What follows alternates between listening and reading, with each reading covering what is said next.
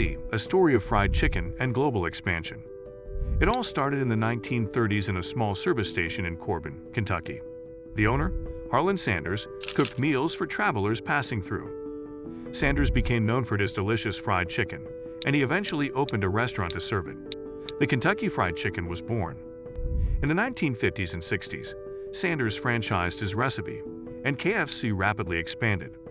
By the end of the decade, there were over 600 locations. In the 1970s, KFC went global, opening its first restaurant in England.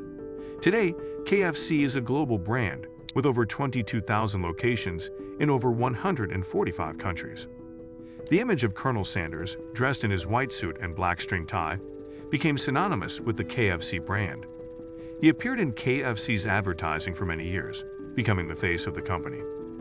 The secret to KFC's delicious fried chicken is its famous secret recipe of 11 herbs and spices.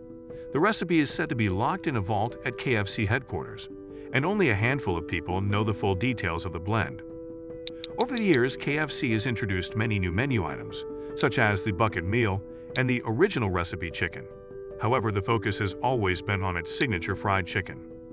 KFC, like any large fast food chain, has faced its share of controversies. Some of the most notable include concerns over the treatment of chickens raised for the company's food and accusations of unhealthy menu items. Today, KFC continues to evolve and expand, with new menu items and restaurant designs. The company remains one of the largest fast food chains in the world, and the finger-licking good slogan remains synonymous with the KFC brand. KFC, bringing the taste of fried chicken to the world, one piece at a time.